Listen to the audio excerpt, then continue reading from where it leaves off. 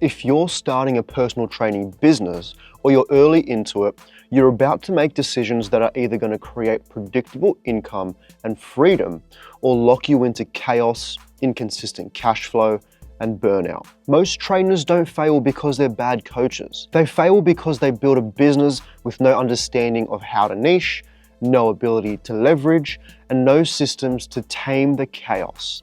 Then they try and outwork the mess. In this video, I'm going to give you two things: the 3-part fitness business success formula, what to build first, as well as the marketing trifecta, how to generate leads consistently without living on your phone. The first step is niche clarity.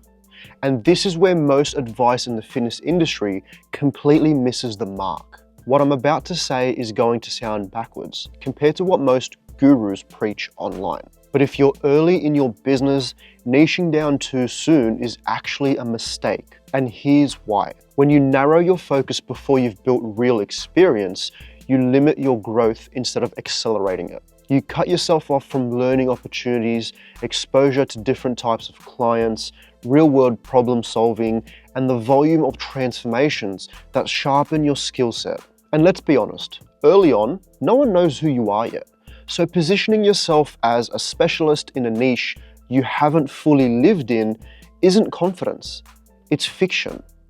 I see this consistently in the fitness industry. Coaches calling themselves experts before they've even earned reps to back it up. And on top of that, in the beginning, you usually don't know two critical things: who you actually enjoy training long-term, what you're genuinely best at delivering results with. Those answers only come from time in the trenches. And if you niche too early, you rob yourself of every experience that would have revealed them. What actually happens, if you do this properly, is that patterns start to emerge naturally. You notice certain people gravitate towards you and certain people gravitate away. Certain clients get better results. Certain sessions energize you instead of draining you. Over time, your niche doesn't get chosen. It reveals itself.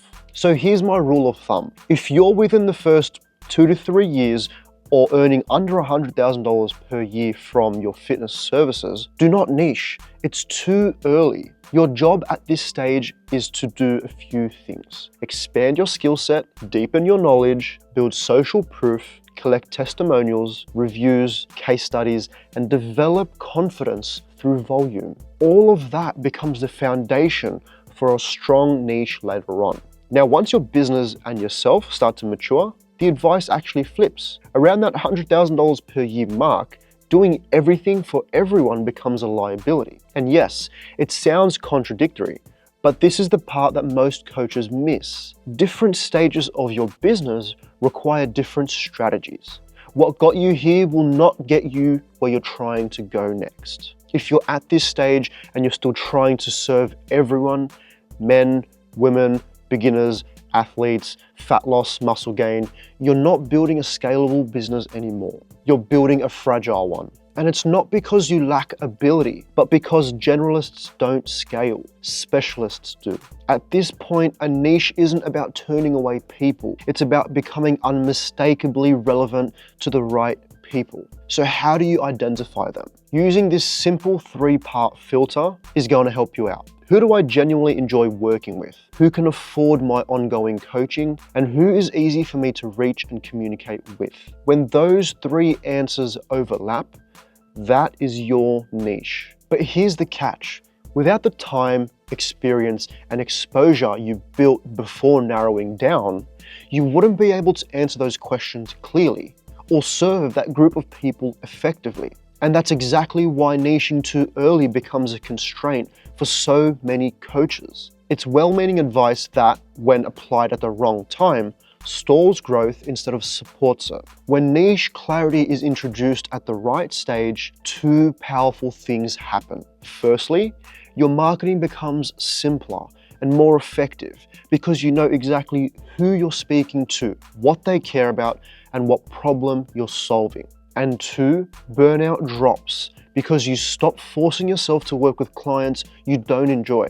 And we all know how draining that dynamic can be. So if you're 3 years in and around the 100K per year mark and your business feels heavy, the chances are your niche is still undefined. And if you're earlier than that and struggling to grow, then there's a good chance that you've narrowed your focus way too soon. The key isn't whether to niche, it's when.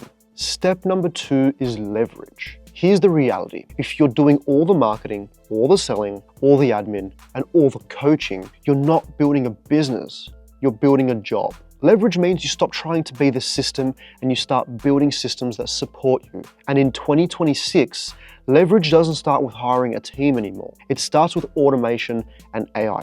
You see, this is where most coaches get it wrong. They think creating leverage means spending more money on staff, or working harder, or letting go of control of the business. But real leverage actually means the exact opposite. It means building systems to do the manual work for you automatically. It means working less because automations are doing the work for you. And it means having more control over the business because what's time-consuming and not important to the growth of the business is taken care of by automations and AI. So you can focus on what actually moves the needle of the business forward. Here are just a few examples of what you can and should leverage immediately. Automated follow-up sequences so that you don't chase leads manually. Automated booking confirmations and reminders to reduce no-shows. Automated onboarding so that every single client gets the same professional experience. Automated check-ins and progress tracking so delivery is consistent. That's how you create time leverage and professionalism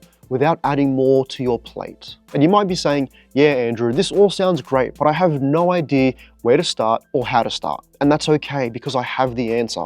It's called the NXTLVL Academy, and it's where I show coaches how to do exactly that and so much more for free. Not only that, you'll have free access to a bunch of resources, such as our ChatGPT prompt vault, our lead magnet training, the How to Build a 10K per month fitness business course, live coaching sessions, and so much more. If you've watched this far into this video, I know that you're exactly who the NXTLVL Academy is for, and I want to personally invite you to join. You can do so by using the link in the description of this video and in the pinned comment. Now that that's out of the way, let's move on to step number 3. Most trainers make this deadly mistake early. They sell sessions like this: 5 packs, 10 packs, 20 packs. Use them when you can, there's no pressure. This creates unstable income, consistent reselling, and unmotivated clients. Instead, what you should do is sell time and outcomes. 6-month coaching programs or 12-month results-based plans. Because let's be real with each other for a second here. You and I both know that most clients don't need 10 sessions. They need 6 to 12 months of guidance, support, and consistency to actually get somewhere. So ethically, why would you sell them something that doesn't work for them, puts your business in a bad position, and increases your churn rate? It just doesn't make any sense. And I'm sick to death of those online fitness gurus who tell coaches just like you to sell packages. That model died years ago. And sure, maybe it worked back in the day where people thought, oh, great, I'll just train for 12 weeks, achieve the body of my dreams, and never work out again, and still maintain my physique. Nowadays, our consumers are smarter. Yes, they still want quick results.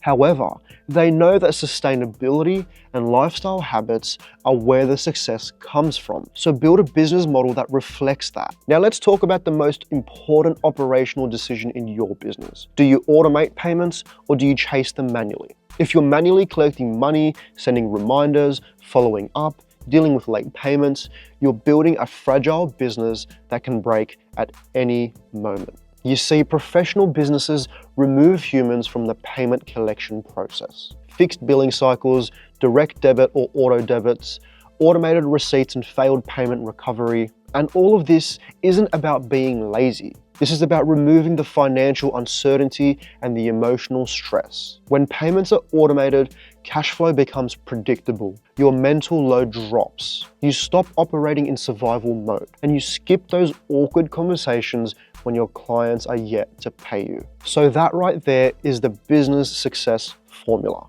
Niche to leverage through automation to outcomes and recurring payments. Now let's talk about the other half, how to actually generate leads consistently using a marketing system. Most trainers rely on one thing, and that's posting and hoping. That's not marketing, that's gambling with your time and your income. A stable business uses multiple lead sources, and I'm going to give you 3 strategies that work and that they're cost effective enough for you to do them properly. Strategy number 1 is the gift card referral system. Every trainer wants referrals, but most of them ask in the worst way possible. Hey, do you know anyone who wants to train? That puts pressure on your clients and it gets you ignored. So instead, what you do is you create a referral asset, a gift that makes it easy for them to refer. A modern version of this is something like a $100 gift card, digital, not plastic, or a 2-session trial pass, or a 14-day kickstart invite. And here's the key. You don't just tell them to refer. You hand them a simple thing that they can forward to someone else. You might even say something along the lines of, here is a 5 trial pass. If you know anyone who wants to train and achieve X, Y, and Z, then they can redeem it this month. Why this works? It's because it's tangible, it feels generous, it triggers action, and it turns referrals into a system, not a favor. And to double down on it, you can even offer rewards for whoever made the referral. For example, you get $25 credit towards your personal training sessions for every referral that you make. Strategy number 2 is the community lead capture. The original lead box strategy still works, but we modernize it nowadays. Instead of physical boxes everywhere, you use QR code lead captures placed in the right locations. Here's what most trainers get wrong.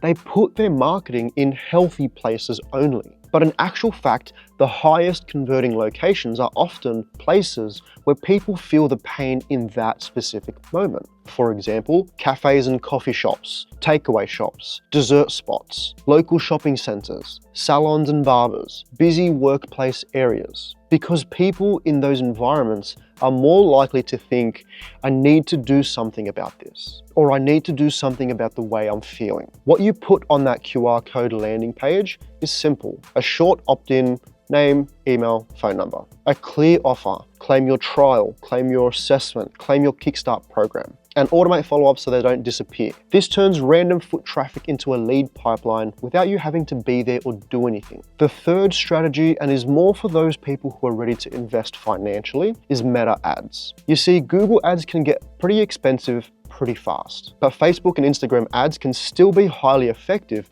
because you can target things like location, age range, interests, behaviors, and demographics. But see, the key is not running ads. The key is running ads into a system. The basic structure should look something like this: a clear niche message, a simple offer, trial, kickstart, consult, a landing page or form, and automated follow-ups and reminders so people don't ghost you. Because if you run ads into DMs with no system, you recreate the chaos at scale. Ads don't fix broken sales systems. Ads amplify whatever your backend is looking like. Now here's a thread that connects everything that I've gone through together. Most coaches fail because they try to build a fitness business with niching too early or not niching at all. No leverage, no recurring revenue, and no marketing system. They end up with inconsistent leads, inconsistent income, and consistent overwhelm. But when you build a clear niche at the right time, automations and leverage, recurring payments, and a multi-source lead engine, your business becomes predictable. And predictability is what creates freedom. If these strategies resonate with you, but you don't know where to start or how to start, I'm inviting you to join the NXTLVL Academy. That's where I break down these systems step by step with practical templates, implementation, so that you're not doing it and figuring it out yourself. The link is in the description and in the pinned comment. And remember, you don't fix a messy business by working harder. You fix it by building better systems. I'll see you in the next video.